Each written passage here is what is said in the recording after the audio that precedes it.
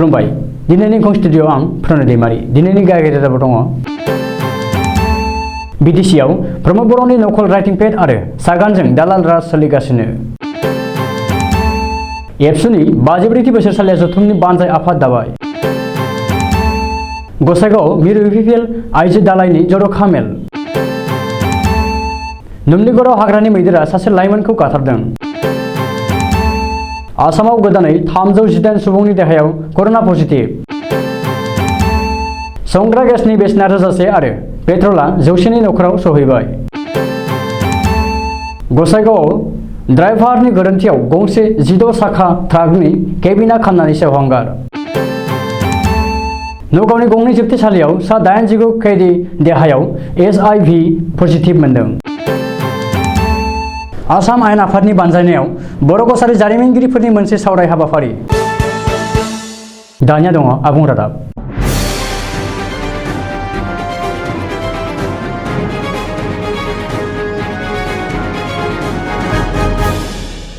बिटिसिनि गाहाय प्रमद बर'नि नकल राइटिं पेड आरो नकल सागानजों बिटिसिआव दालाल राज सोलिगासिनो दङ बिटिसिनि गाहाय प्रमद बर'नि OSD सांग्रां ब्रह्मआ दिनै बेनि हेंथायै क'क्राझार थानायाव FIR होनायनि उनाव बे जाथाया सोराङाव फैदों क'क्राझार थानायाव FIR होनायनि उनाव सांग्रां ब्रह्मआ खौरांगिरिजों मोगा-मोगियाव बुंनाय बादिब्ला माखासे दुथां दालालफोरा थांनाय माखासे सान सिगांनिफ्रायनो बिटिसिनि गाहाय प्रमद बर'नि नकल राइटिं पेड दिहुननानै आरो नकल सागान होनानै ठिकादार आरो साप्लायारफोरनिफ्राय रां खामायगासिनो दङ दुथां दालालफोरा बिटिसिनि गाहायनि नकल सागान थानाय नकल राइटिं पेडआव ठिकादार आरो साप्लायारफोरनो गोदान स्किम होगोन आरो दिनजानानै थानाय बिलफोरखौबो दिहुनना हरगोन होननानै रादाय लिरना होदों आरो ठिकादारफोरनिफ्राय रां खांदों होननानै मिथिनो हादों बबेखानि बेबादि नकल राइटिं पेड आरो नकल सागानजों गोजाम बिलखौ दिहुननानै हरनो थाखाय बिटिसिनि प्रिन्सिपाल सेक्रेटारिनो लिरहरग्रा आरो रां खांग्रा दुथां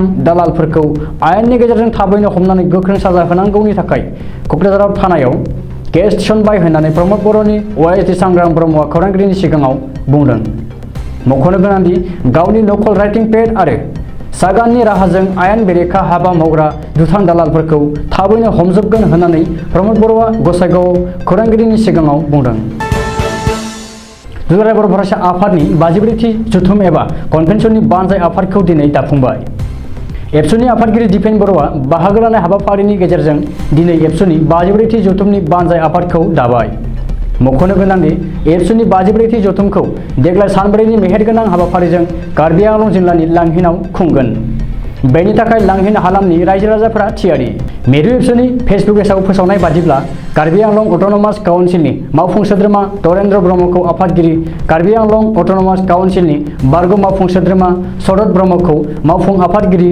आरो एन्टनी बसुमतारीनो गाहाय नेहाथारि बिबान होना एबसुनि 54थि बोसोरारि जथुमनि बानजाय आफादखौ दिनै दाफुंनाय जाबाय बानजाय आफाद दानाय हाबाफारियाव मिरु एबसुनिफ्राय फारियै लेङाइ आफादगिरि खोरोमदाव औवारी गाहाय नेहाथारि खनिन्द्र बसुमतारी नेहाथारि आनन्दराव दैमारि गेलेमु नेहाथारि गणेश बसुमतारी सुबुं फोनांजाब नेहाथारि आबिद नार्जारी बाथ्रा दान्थे नेहाथारि दिपज्योति कसारी मावख' नेहाथारि बुद्धिराम बसुमतारी रमेन बसुमतारी लेङाइ आफादगिरि नलबारि जिल्ला एबसु बर' थुनलाइ आफादनि बारग' लेङाइ आफादगिरि बिनेश्वर बसुमतारी KASC नि बारग' EM शरद ब्रह्म हारिमु आफादनि बारग' आफादगिरि थानेश्वर गयारीजों लोगोसे कार्बि आंलं जिल्ला बर' थुनलाइ आफाद कसारी समाज आइजो अनसाय आफाद अल बड' इमप्लयी फेडारेसन हारिमु आफाद आबादारि आफाद बड' प्राइमारि टिचार एस'सिएशन गावबुरा आफाद आरो XBLT वेलफेयार ससाइटिनि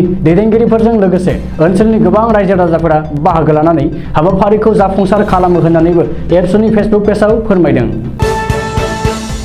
क'क्राझार जिल्लानि गसाइगावआव दिनै मिरु UPPL दोलोनि आइजो दालायनि मोनसे जर'खा मेल जानानै थाङो गसाइगाव जिल्ला UPPL आइजो दालायनि बानजायनायाव गसाइगाव इलेक्शन स्टेरिं कमिटिनि हलाव खुंनाय जादों बे जर'खा मेलखौ मिथिनो हानाय बादिब्ला UPPL आइजो दालायनि बे मेलाव गाहायै फैबाय थानाय उफेरा बिसायख'थिखौ लानानै सावरायनाय जादों मख'नो गोनांदि मिरु UPPL आइजो दालायनि बे मेलाव बिटिसिनि गाहाय आरो UPPL दोलोनि आफादगिरि प्रमद बर' दोलोनि मावफुं आफादगिरि रोनगोरा नार्जारी आसामनि केबिनेट मन्त्री उरखावगोरा ब्रह्म MLA लरेन्स इस्लारि इउपिपिएल आइजो दालायनि आफादगिरि बिना गयारीजों लोगोसे आइजो इउपिपिएलनि दैदेनगिरिफोर आरो दोलोनि गोख्रों मावथिफोरा बाहागो लायो होननानै खौरां मोन्दों।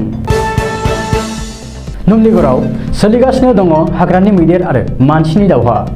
सानफ्रोमबो आदार नागिरनानै ओंखारबोनाय हाग्रानि मैदेर फालोआ नुमलिगरनि गुबुन गुबुन ओनसोलाव उदखार खालामगासिनो दङ। मिथिनो हानाय बादिब्ला दिनै फुङाव दैमानि रुगुङाव थानाय सासे लाइमोन सिख्लाखौ हाग्रानि मैदेरा गाग्लोबनानै फोथैदों। बे जाथाया जादों नुमलिगर साहा बागाननि बाबारि लाइनआव आरो बे जाथायाव जिउ गोमानाय 22 बोसोर बैसोनि लाइमोन सिख्लाखौ जयती ताती होननानै सिनायथिदों। ओरैहाय नुमलिगराव दिनै हाग्रानि मैदेरनि गाग्लोबनायाव आरोबाव सासे सुबुंनि जिउ गोमानाय जाथाया ओनसोलाव दुंहाव थासारि सोमजिहोदों आरो खुद्रिखांनाय साहा बागाननि लेबारफोरा गोलाव समसिम बेंथेनानै लाखियो बकियाल खोन्दो हाग्रा बिफाननि मावफारियाफोरनि गारिखौ। आसामाव गोदानै 318 सुबुंनि देहायाव कर'ना पजिटिभ मोननो हादों। नेशनेल हेल्थ मिशननि बुलेटिनाव फोसावनाय बादिब्ला शुक्रबार खालि आसामाव गोदानै 318 सुबुंनि देहायाव कर'ना पजिटिभ मोननो हादों आरो 7 कर'ना बेरामिफोरा जिउ गोमायो। जिउ गोमानाय कर'ना बेरामिफोरा गलाघाट, जरहाट, कामरुप मेट्रपलिटन, कार्बि आंलं आरो नलबारि जिल्लानि। रिपर्ट बादिब्ला आसामाव कर'नानिफ्राय उदां जानायनि हारा 99.34% आरो जिउ गोमानायनि हारा 0.98%। मख'नो गोनांदि आसामाव गोदानै 318 सा सुबुंनि देहायाव कर'ना पजिटिभ मोननायजों लोगोसे कर'नाजों गाग्लोबजानाय गासै बेरामिफोरनि बिबाङा 2,04,536 जाहैबाय। बबेखानि बे समाव आसामाव गासै 2,767 एक्टिभ कर'ना केस दङ, जाय बिस्तिबार खालि रुजुनायाव खमसिन होननानै नेशनेल हेल्थ मिशननि बुलेटिनाव फोसावदों। रायजो राजानि जौगानाय आरो सोलायनायनि स्ल'गानजों गोहोआव फैनाय नरेन्द्र मोदी दामदरजों दैदेनजानाय बिजेपि सोरखारा आथिखालाव रायजो राजाखौ थगायनायखौ नुनो मोन्दों।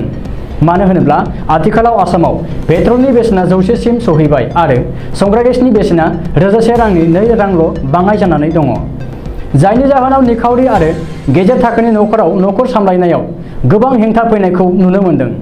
गोबां बेसेन होनानै डिजेल पेट्रल बायनांनायनि अनगायैबो जाग्रा थाव गुबैनि बेसेनाबो लिटारसेयाव 200 रांसिमहालागै सौहैबाय।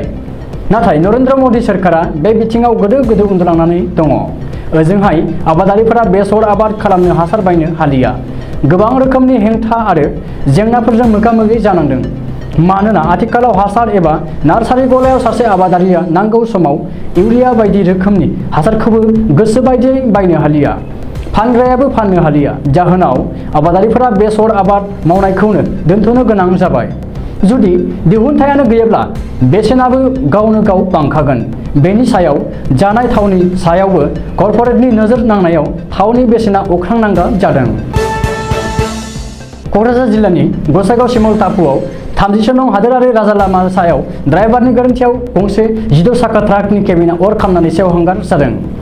सुलुङाव फोरमायनाय बादिब्ला उत्तर प्रदेशनिफ्राय फैनाय UP 72K8210 नम्बरनि गंसे ट्राकनि ड्राइभार आरो हेन्डीमेनआ ट्राक केबिननि सिङावनो स्ट'भजों ओंखाम संगासिनो दङमोन।